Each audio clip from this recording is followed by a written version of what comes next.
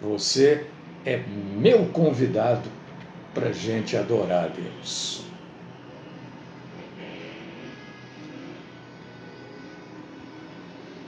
Este fundo musical marca o início do nosso culto com oração.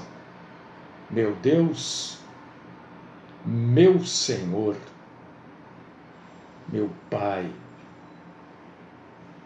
meu Salvador, meu Criador, bendito, bendito, bendito, bendito é o Senhor, todo-poderoso e maravilhoso, Senhor da glória. Como deve ser estupendo estar na tua presença. E um dia nós estaremos, ou pelo arrebatamento, ou pela morte natural. Graças nós te damos. Nos juntamos aqui, Senhor, na verdade, juntar, né? Tem gente que não gosta quando eu falo juntar. A gente se reúne aqui para adorar o Senhor em espírito e em verdade. Recebe-nos, aceita-nos como adoradores. Precisamos do Senhor neste mundo tão desgovernado. Na parte humana, esse mundo está completamente desgovernado. Na parte divina, claro que não. O Senhor tem controle de tudo. Aceita-nos como adoradores, fala conosco. Eu sei que o Senhor tem muita coisa para a gente aprender. Ajuda-nos a aprendermos.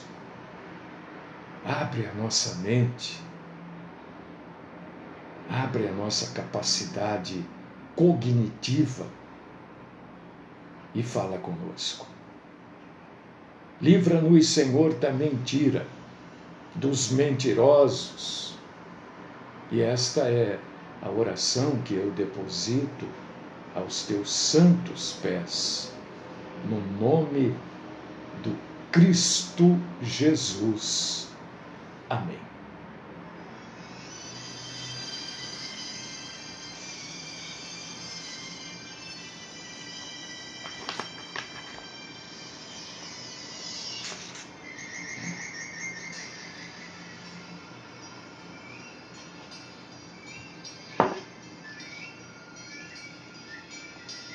Bom, eu quero abrir esta programação dizendo: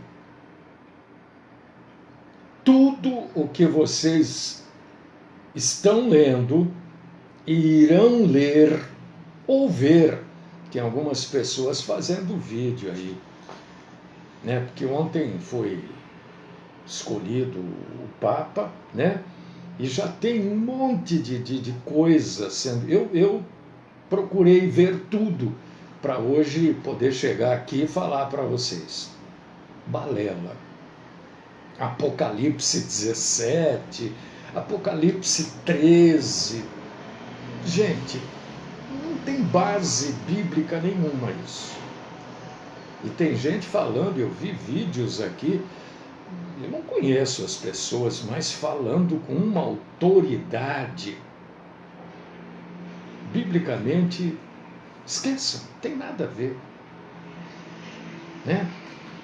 Até porque o Papa tem hoje autoridade nenhuma no mundo. Né? Não tem. Então esqueçam tudo isso que estão escrevendo, estão falando, fazendo vídeo. Esqueça. Né? O oitavo rei, vocês vão ler essas coisas por aí. Aliás, eu leio tudo que posso ler, que consigo ler, mas não vale a pena, é muita bobagem, sabe? Não tem verdade nenhuma. Isso eu queria falar para vocês. Não posso chegar aqui hoje e não falar nada, né? Então, já estou esclarecendo. Antes, quem quiser perguntar, não tem problema nenhum. Mas é tudo balela, né? Tudo balela. Hoje a gente vai falar de um assunto ligado um pouco também à minha especialização, né? Eu sou psicanalista e estou me pós-graduando em psicanálise. Por quê? Sempre que eu posso ajudar alguém, eu ajudo. Por que não? Né? Então eu vou falar hoje como psicanalista cristão. A Bíblia e o controle da mente. A Bíblia controla a nossa mente? O que você acha? Eu tenho essa mania de perguntar, por quê? Porque só perguntando eu sei o que vocês pensam. Às vezes uma pessoa responde, eu acho que a Bíblia controla. Eu fico curioso de saber por que a pessoa pensa assim.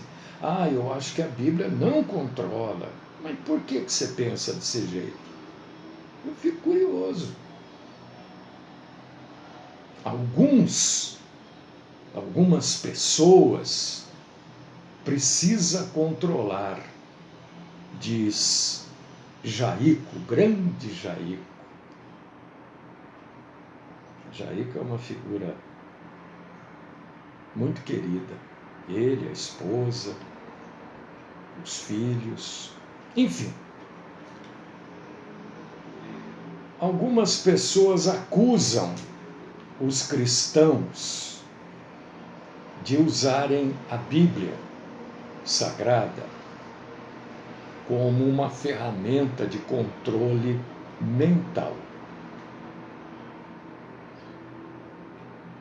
Dizem assim, preste atenção nessas coisas porque vocês vão, sem dúvida nenhuma, relacionar o que eu estou falando com coisas que vocês já viveram, com coisas de um passado, quem sabe recente, né?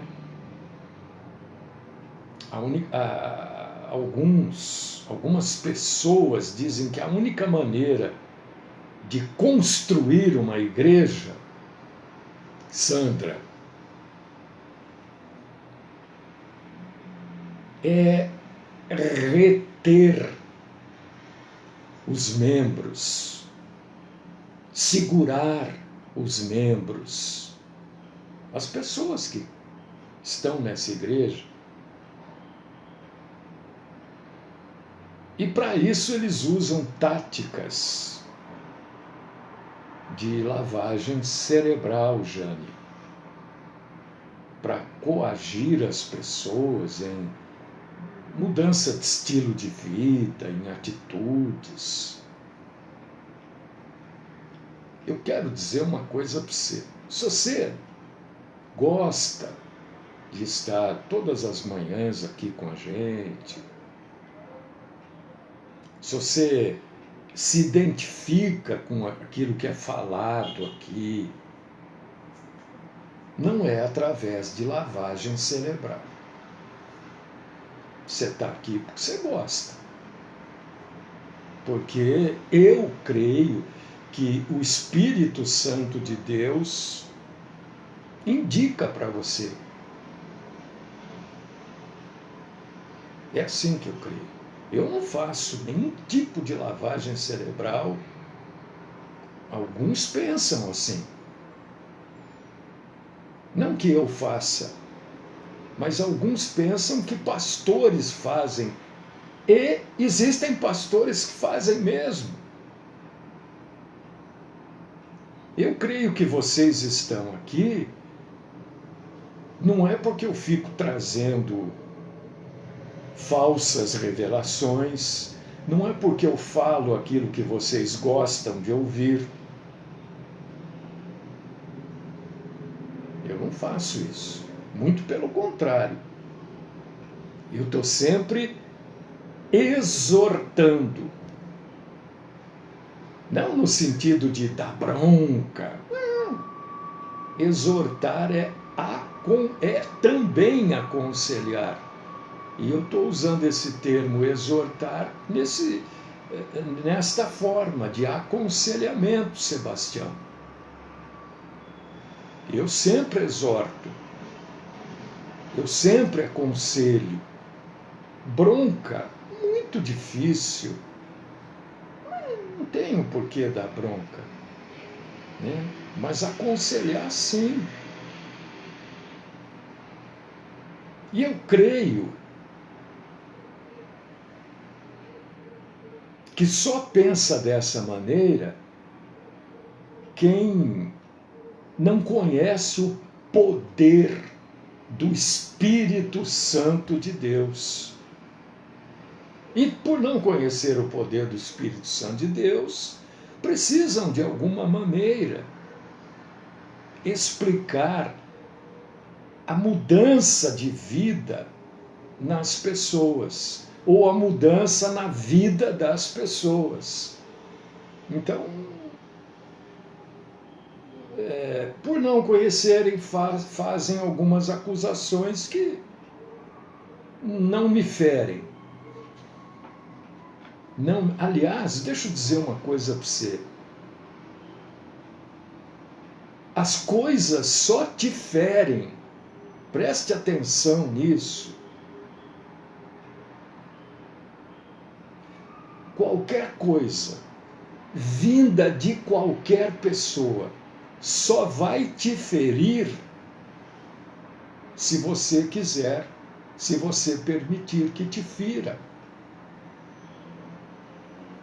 Senão, não. Eu posso falar o que eu quiser, eu posso falar os maiores absurdos, as maiores ofensas para você. Eu posso te ofender de toda e qualquer maneira. Se você não permitir que isso te magoe, te entristeça, te ofenda, eu vou ficar com cara de maracujá de gaveta, cara de pastel. Que eu vou falar, xingar você, e você não quer que aquilo te magoe, você não quer ficar triste, você não quer se magoar, então você não permite. Nossa, mas ele me falou isso. Mas não é verdade, deixa ele falar o que ele quiser. E eu estou colocando isso devagarinho, porque não é fácil. Porque a gente foi criado como? Ainda mais a italianada, né? Minha família, da parte do meu pai, uma italianada, sabe? Rancorosa. Difícil você ir mudando isso. Mas eu vou mudando devagarinho. E eu estou conseguindo, de pouco a pouco, não permitir ofensas. Aquilo que é verdade, que eu preciso mudar, claro, nós vamos ter que mexer e mudar. Agora, ofensas, eu não estou mais permitindo, estou lutando. Não é uma coisa que você decide, pode... Não, a gente vai fazendo. Entendeu? Como tudo na vida. E voltando a falar, se a Bíblia controla a nossa mente, é claro que existem seitas, e muitas dessas seitas se autodenominam cristãs, né?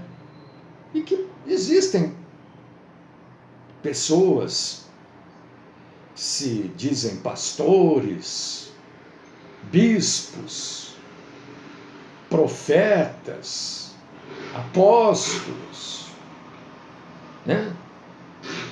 Mensageiros de Deus, que praticam formas de controle mental.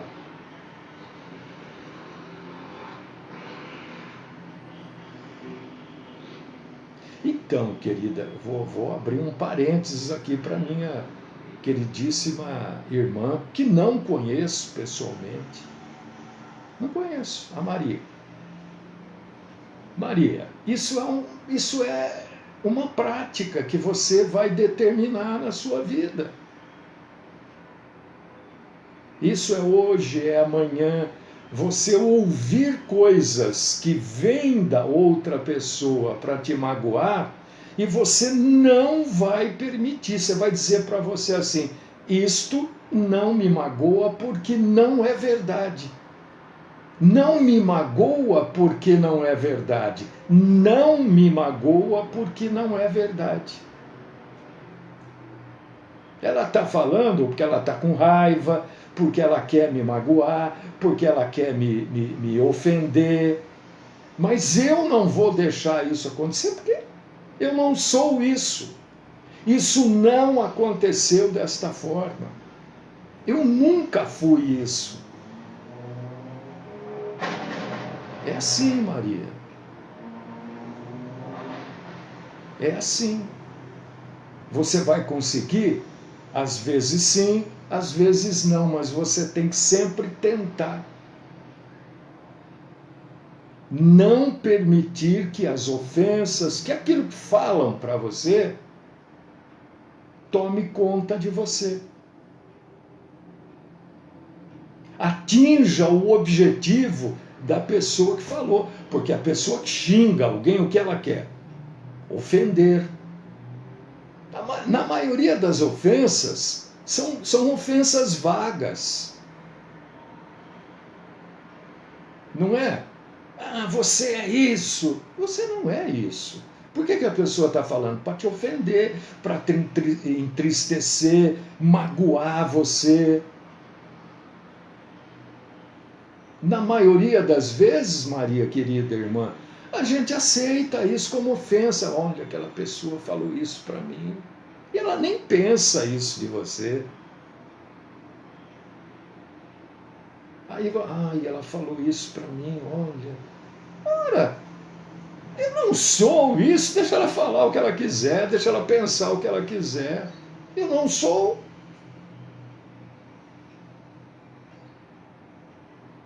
Jesus fez muito isso. Quando Jesus era ofendido, né? Quando ele foi preso, ele foi ofendido, agredido de todas as formas físicas, né?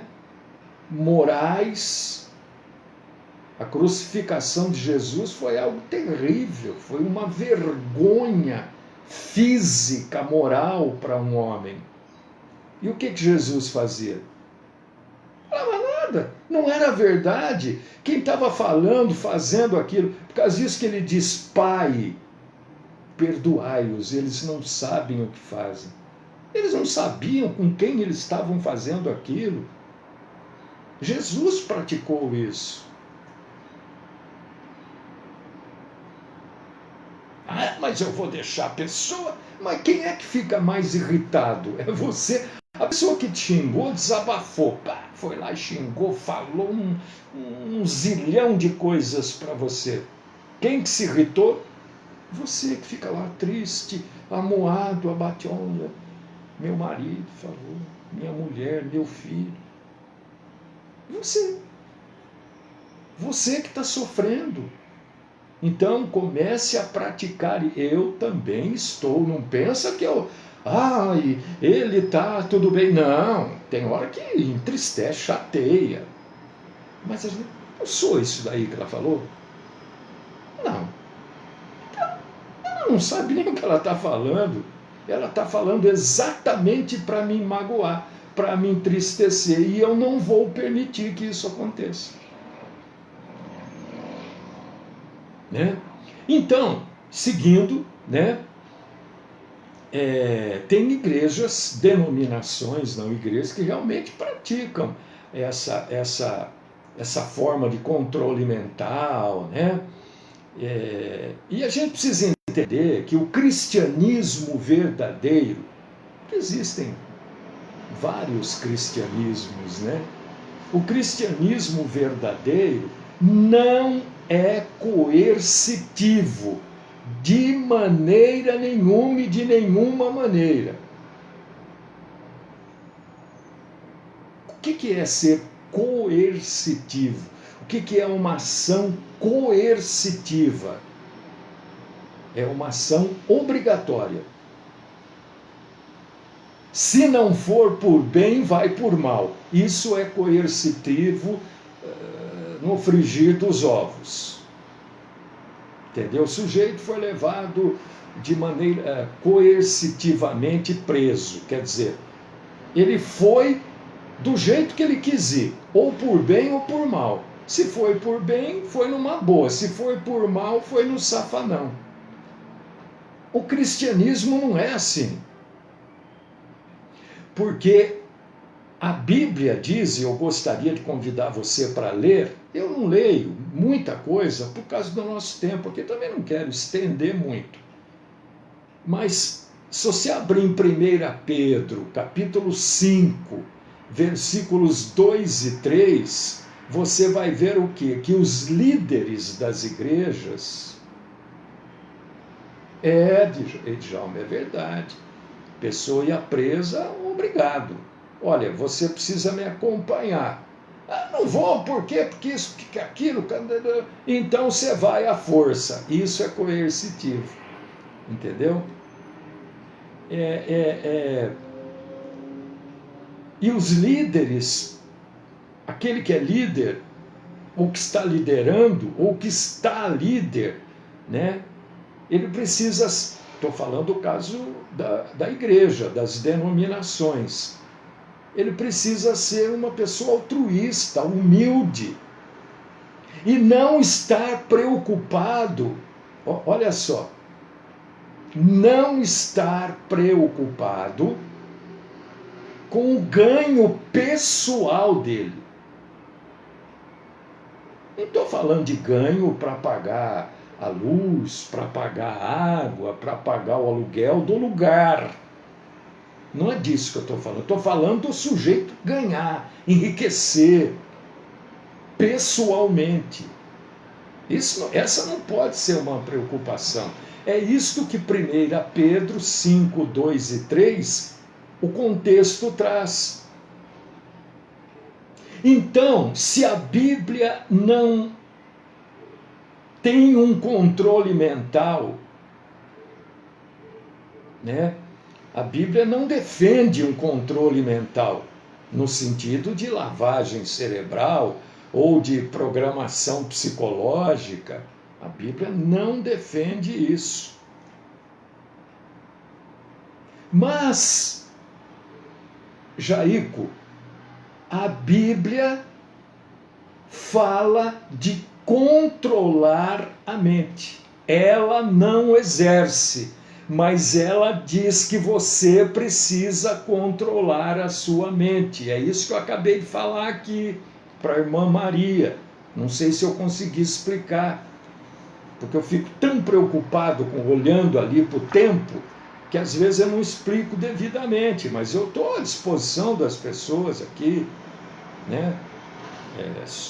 Se ninguém quer, tudo bem, mas eu estou à disposição. Por exemplo, controle da mente, né? Você, não os outros controlarem a sua mente, não eu controlar a sua mente, mas você controlar a sua mente, eu controlar a minha mente. O arrependimento envolve uma mudança de mentalidade.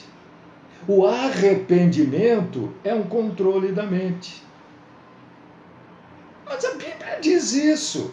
É que provavelmente essas abordagens bíblicas não são expostas nos púlpitos das denominações. Se você abrir agora, e enquanto eu estou falando em Efésios capítulo 4, versículo 23, Efésios 4, 23. O que você vai ler? Os cristãos são renovados no espírito do vosso entendimento.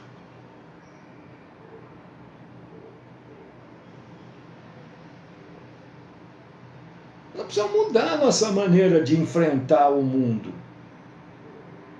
É claro, Edgar, lógico. Porque a carne, ela diz o quê?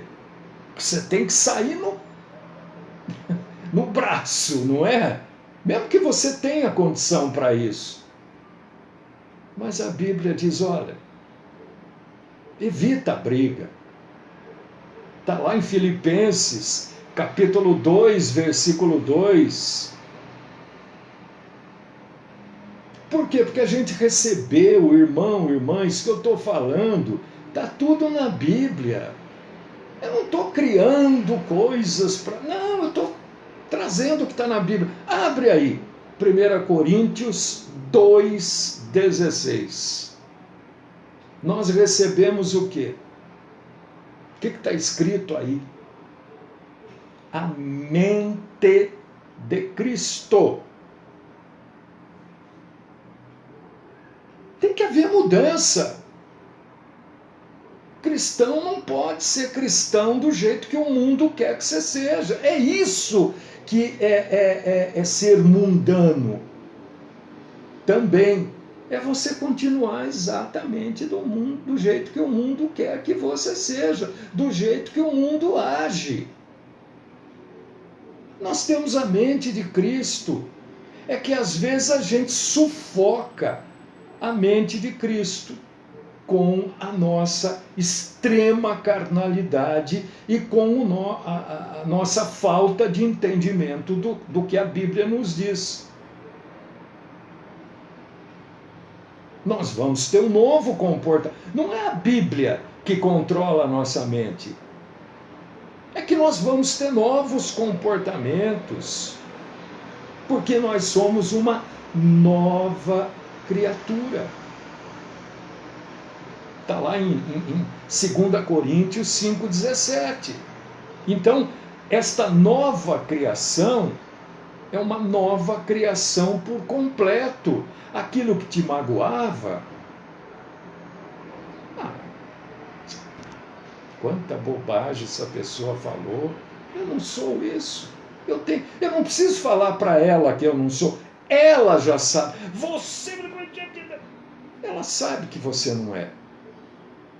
Mas ela fala tudo isso para te magoar. E quando você se permite, você permite que ela te magoe.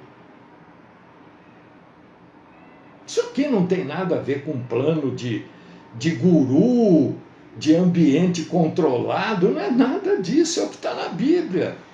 A mudança é interna, a mudança é espiritual, é real, porque essas coisas a Bíblia nos orienta a fazer.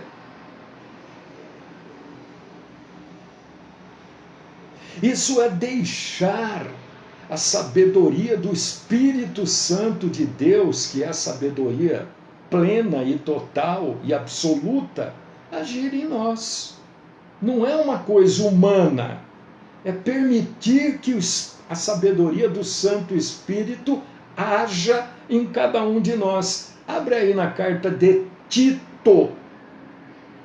Existe, viu? Capítulo 3.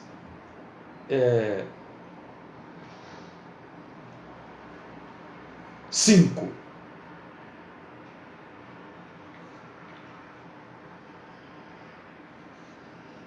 Eu vou assim porque eu vou pulando. Eu já ia falar e explicar do Adão, né, tal. Vou deixar isso para lá.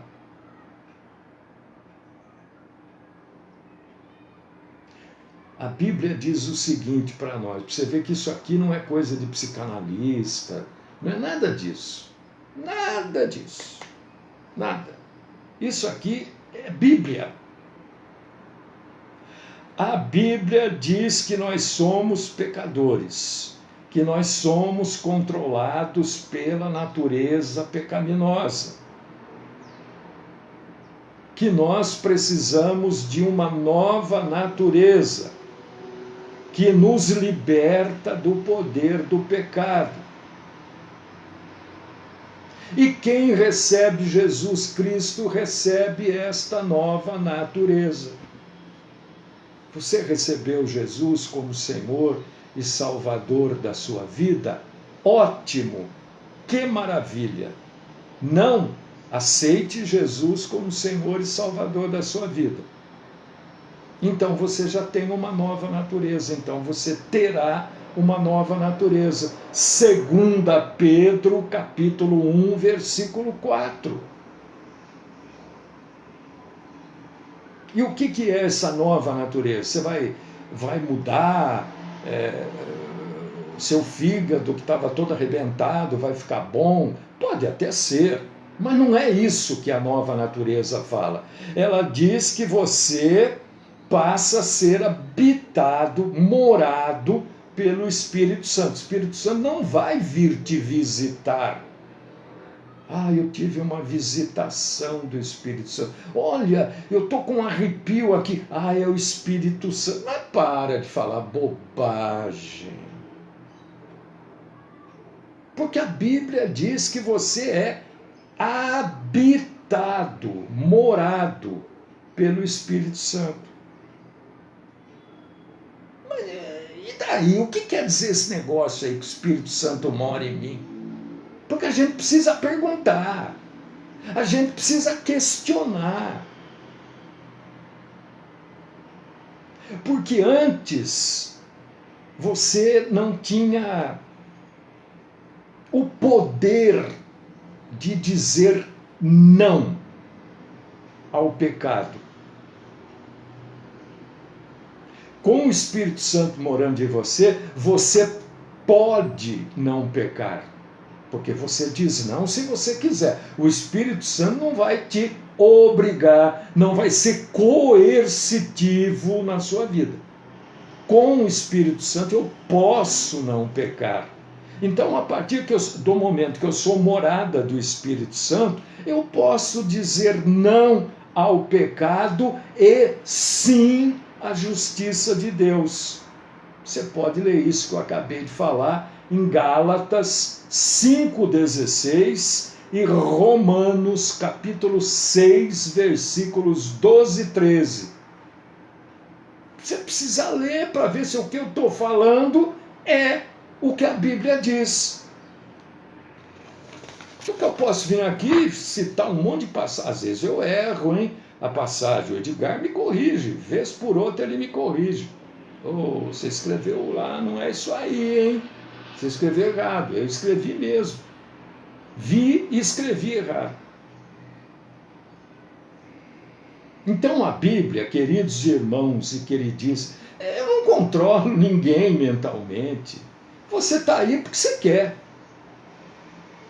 Não é? Você está aí porque, eu imagino, porque você quer ouvir a palavra de Deus. Você quer ouvir isso que está sendo dito aqui. Coisas que provam, eu sou cristão há 30 anos. Você nunca ouviu. Porque aqui não tem ladainha. Eu procuro, é uma preocupação que eu tenho. Por causa disso que eu estou toda hora falando isso. Não é para me engrandecer, não é nada disso. Eu falo para alertar você. Que eu pego a Bíblia e tento extrair dela uma visão que os púlpitos não trazem. Porque aquela ladainha, sabe? Parece uma missa.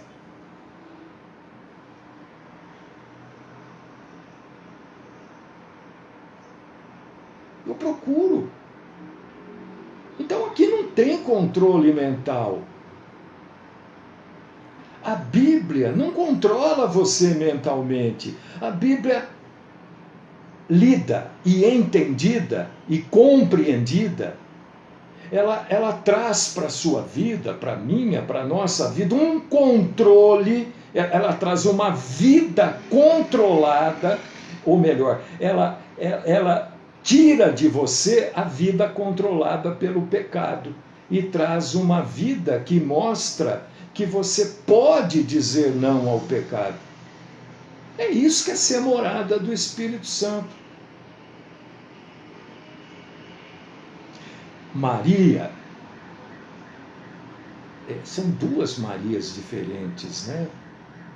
É a Maria que acabou, Maria José, é o nome da minha sogra, Maria José. Olha, deixa eu dizer uma coisa para você, queridíssima irmã, com todo respeito, carinho e amor em Cristo.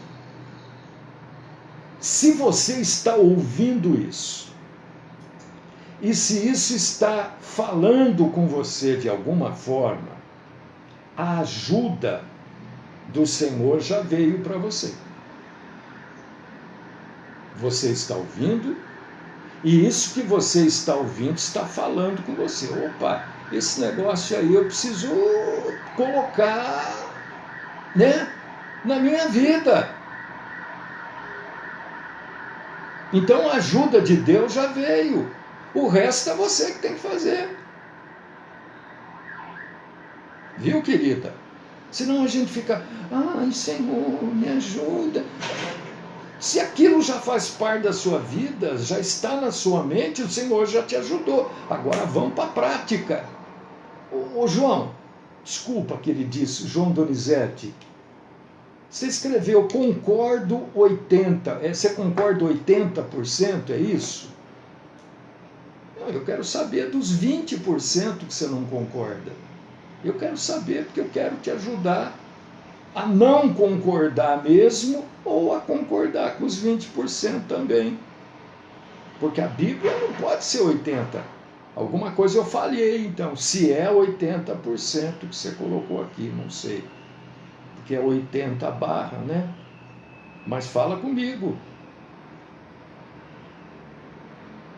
O crente verdadeiro rejeita a mentira. Rejeita. Não quer saber de mentira. A vida, olha, para fechar, eu vou até entrar com o fundo musical aqui já para a gente orar. Só um minutinho, irmão. Tudo aqui eu tenho que fazer, entendeu? O crente é cheio do Espírito Santo. É isso. O que é ser cheio do Espírito Santo? Não é essa bobagem aí. Isso é toda bobagem. Porque Jesus nunca fez isso, apóstolo nenhum fez isso, entendeu? Essas coisas aí, é tudo carnalidade. Tudo, essas coisas aí, pode ter certeza. Ou pior ainda, é coisa diabólica. Existe uma mistura, eu não quero entrar nesse assunto agora, tá? Mas o crente cheio do Espírito Santo, ele tem uma vida de aventura com Deus. Viver com Deus é uma aventura. Para quem vive, porque a gente não sabe o que vai acontecer ali. Se eu sair desse quarto aqui, virar esse corredorzinho aqui, eu não sei o que pode acontecer. Não sei. Eu imagino que não vai acontecer nada, mas eu não sei.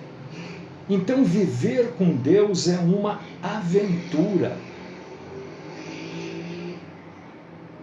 Você gosta de aventura? Não, eu tenho medo. Viver com Deus é aventura. Porque a gente passa a depender dele. E ele traz, como ele fez com a irmã aqui, por exemplo. Ele traz na sua mente o que é certo. Você tem que ir atrás daquilo.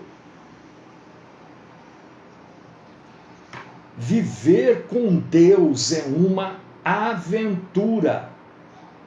Uma aventura de entusiasmo, uma aventura de realização, uma aventura de esperança. E eu dou glórias a Deus, dou mesmo. Louvado, glorificado, engrandecido é o Senhor. Cuida de nós, Senhor. Abre essa coisa aqui para a gente entender. Bendito és tu, no nome do Cristo Jesus. Amém.